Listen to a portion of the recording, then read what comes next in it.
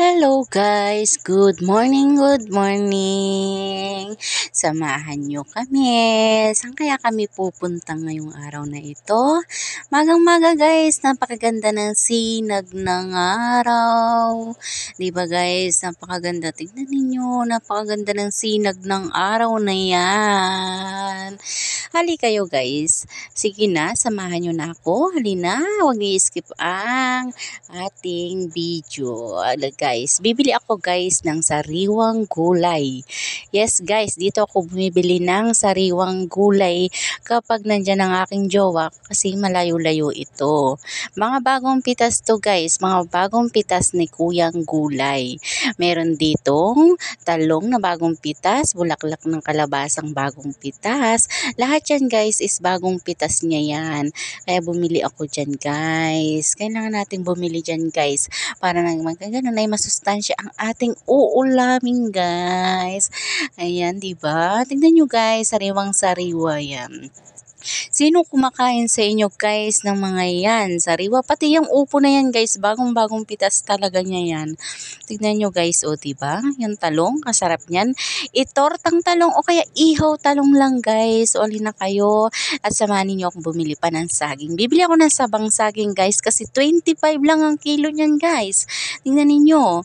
Pero sabi ni Jowa, gusto daw niya ng tordan na saging. Dati nun guys, kami hindi ako bumibili ng saging kasi ang magulang ko ay may sagingan. Pero dito guys, bumibili na ako ng saging. Tingnan nyo guys, para sa akin guys, murang-mura na yung 25 isang kilong saging. Pero sa amin nun halos nabubulok lang ang saging ng mga magulang ko. Kasi may tanim pala ang aking magulang na saging. O, diba? Dito, bumibili ako ng saging. Naku po. Tingnan nyo guys, may 40, may 45 guys. Yan, ang saging dito. Sana nandun ako sa amin para hindi na ako bumibili ng saging. Libreng-libre guys. Magtitiba ka na lang sa sagingan ng mga magulang ko.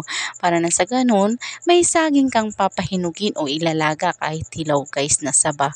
Marami din doon guys. Ay halin na kayo guys.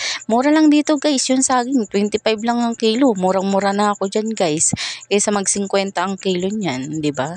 Dito naman ako guys ngayon sa bilihan ng karne. Kasi sa isa kalahating buwan guys ay namamalengke talaga ako. O, 'di ba? Minsan sa kalahating buwan ang pamimili ko dito ng karne.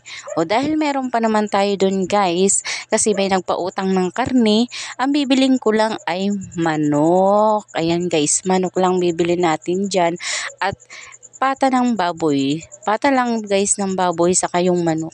Dito ako, maglalakad naman ako guys, papunta sa may isdaan guys. Bibili ako ng isda.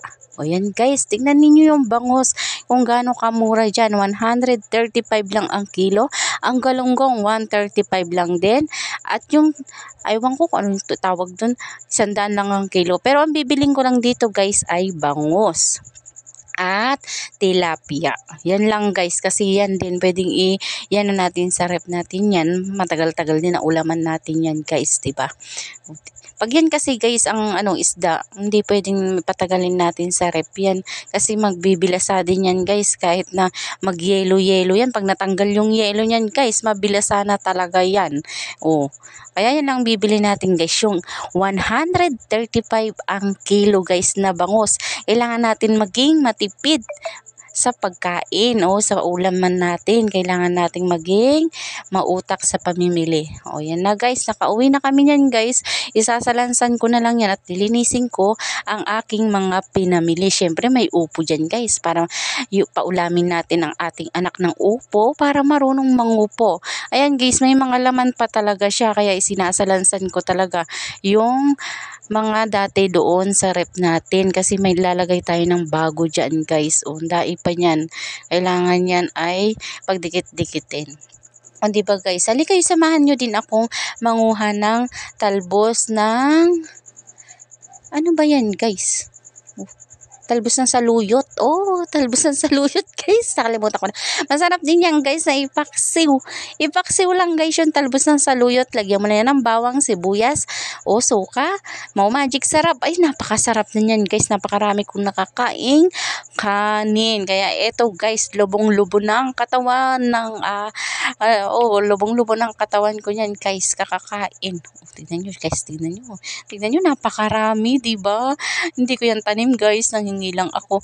Oh, nanay ka talaga na. Tingnan nyo po, maglalaba pa ako niyan guys. Habang magluluto ako, maglalaba pa ako. Diyos ko, araw-araw gawain, di ba guys? O, ayan na yung saluyot niyan guys. Ayan ang iluluto ko ngayon guys. O, di ba? Yan lang iluluto natin. Paulamin natin sila ng gulay. O, di ba? Kasi yung mga pusa ko din guys is kumakain talaga ng mga gulay yan. O, ito pa guys, magpapakain pa ako ng manok habang magluluto. O, kain-kain na kayo para may pang-ulam na ako niyan pag dumami kayo, di ba guys? O, ayan, nangingitlog na yan guys. Yan, nangingitlog. Ayan si Batik guys, napakakulit niyan. O, guys, may dalawa na siyang itlog. Ang lalaki ng itlog niya guys. Bye-bye. Salamat.